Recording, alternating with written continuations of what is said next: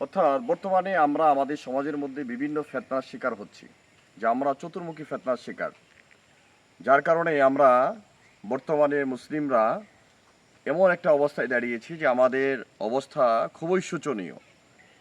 এই জন্য আল্লাহ রাব্বুল আলামিন কোরআনের মধ্যে বলেছেন, ওয়াতাসিমু বিহাবলিল্লাহি জামিআন ওয়া লা তাফাররাকু বাইনাহুমা, যে তোমরা পরস্পরে বিচ্ছিন্ন হয়েও না, আল্লাহর রশিকে শক্তভাবে ধারণ করো।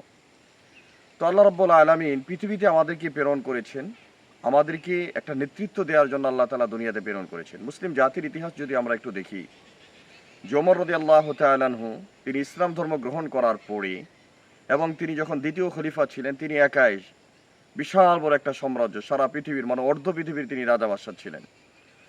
তো এই জন্য মুসলমানদের সেই গৌরবময় দিন বা উজ্জ্বল দিনগুলো কিভাবে হারিয়ে গেল, আজ আমরা পৃথিবীতে বা পৃথিবীর মানচিত্র থেকে কেন মুছে যাচ্ছি। এই জন্য মুসলমানদের পূর্বেকার দিনের অবস্থা এবং তাদের স্বর্ণালী যুগে যদি আমরা ফিরে যেতে চাই, তাহলে আল্লাহ রাব্বুল আলামিন কোরআনের মধ্যে যেটা বলেছেন, ওয়াতাসিমু বিহাবলিল্লাহি জামিআ, এটার বাইরে আমাদের কোনো অপশন নেই। আমরা আজকে জাতিগতভাবে বিভিন্ন দ্বিধাদ্বন্দ্বে লিপ্ত, আমাদেরকে বিভিন্ন ফেরকার মধ্যে লাগিয়ে দেওয়া হয়েছে, আমরা স্বদেশীয় বিভিন্ন ষড়যন্ত্রের শিকার, যার কারণে মুসলিমরা নেতৃত্ব শূন্য হয়ে পড়েছেন। এই জন্য আমাদের ঐক্যবদ্ধ প্ল্যাটফর্ম ছাড়া বর্তমানে এগিয়ে যাওয়া কোনোভাবেই সম্ভব নয়।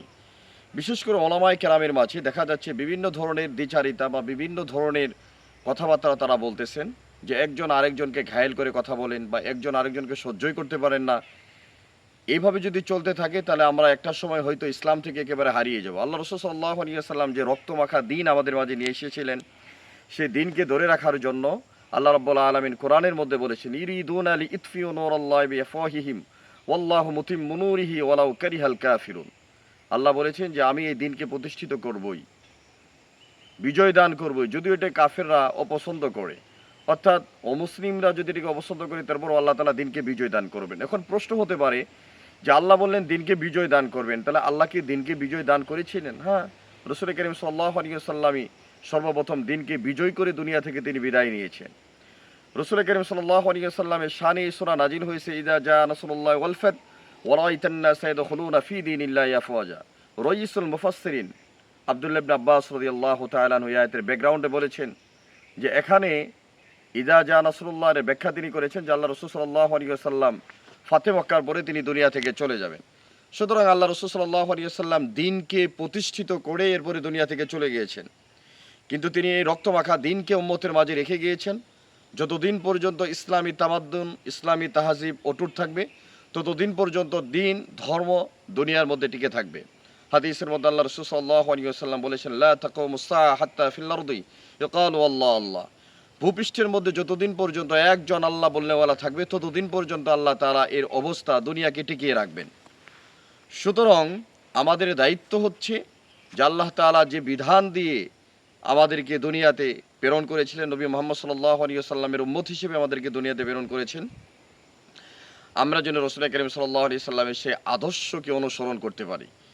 আজকে আল্লাহ তাআলা দুনিয়ার মধ্যে বিভিন্ন জাতিকে তৈরি করেছেন, বিভিন্ন মানুষকে তৈরি করেছেন, তবে সর্বোপরি কথা হচ্ছে যে আমাদেরকে ইহদিনাস সিরাতাল মুস্তাকিমের ওপর অটল অবিচল থাকতে হবে। আমরা যদি ইহদিনাস সিরাতাল মুস্তাকিমের ওপর অটল অবিচল থাকতে পারি, কাল কিয়ামতের দিন আমাদের জন্য নাজাতের ফয়সালা হবে। যদি আমরা এটা না করতে পারি, তাহলে এটা আমাদের জন্য কাল কিয়ামতের দিন ভয়ানক অবস্থা দাঁড় হতে পারে। এই জন্য ওলামায়ে কেরাম সহ স্কলারশিপগণ এই কথাই বলেছেন যে ইসলামের দিকে আল্লাহ তাআলা কোরআনের মধ্যে বলেছেন, ওয়ামান আহসানু কাওলাম মিম্মান দাআ ইলাল্লাহ ওয়া আমিলা সালিহান ওয়া ক্বালা ইন্নানি মিনাল মুসলিমিন। যে ওই ব্যক্তির কথা থেকে কার কথা বেশি উত্তম হতে পারে, যে মানুষকে ইসলামের দিকে আহ্বান করে এবং সে বলে যে আমিও মুসলমানদের মধ্য থেকে একজন।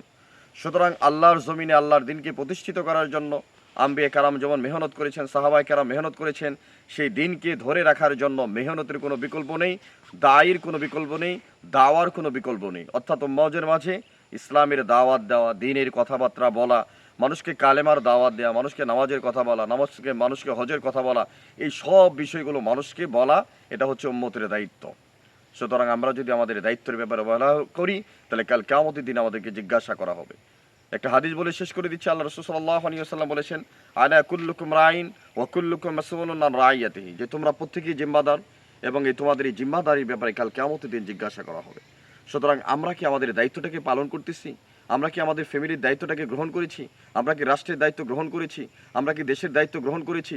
আমরা কি মুসলিম উম্মাকে দ্বীনের প্রতি নিয়ে আসার জন্য কোনো চেষ্টা করছি?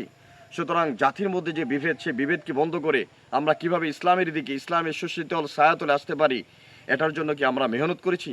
সুতরাং এই দুনিয়া থেকে আমাদেরকে চলে যেতে হবে, এই দুনিয়ায় রেখে যেতে হবে আমাদের এমন আদর্শ, যে আদর্শের মাধ্যমে আল্লাহর জমিনে আল্লাহর দিন প্রতিষ্ঠিত হয়ে যায়। সুতরাং প্রিয় বন্ধুগণ, প্রিয় ভাইয়েরা, আমরা যদি আমাদের প্রত্যেকের জায়গা থেকে মানে প্রত্যেকে প্রত্যেক ধর্মকে পাবলিশ করবে, এটাই স্বাভাবিক। কারণ আল্লাহ তাআলা কোরআনের মধ্যে বলেছেন, লা ইকরাহা ফিদ্দিন, দিনের ব্যাপারে কোনো বাড়াবাড়ি নেই, প্রত্যেকে প্রত্যেকের ধর্মকে পালন করবে। সুতরাং ধর্ম এসেছে পৃথিবীতে মানুষকে সুশৃঙ্খল করার জন্য, মানুষকে বিভক্ত করার জন্য নয়। কাউকে কারো জোর করে কোনো ধর্মতে দীক্ষিত করার জন্য আল্লাহ রাসূল সাল্লাল্লাহু আলাইহি ওয়াসাল্লাম বলেন নাই। ধর্মের ব্যাপারে সবাই স্বাধীন। সুতরাং আমাদেরকে চিন্তা করতে হবে। আল্লাহ রাসূল সাল্লাল্লাহু আলাইহি ওয়াসাল্লাম বলেছেন যে আল্লাহকে নিয়ে গবেষণা না করে আল্লাহর সৃষ্টিকে নিয়ে গবেষণা করো। আল্লাহ তাআলা কিভাবে আসমান বানালেন, এই যে বিস্তৃত পাহাড়,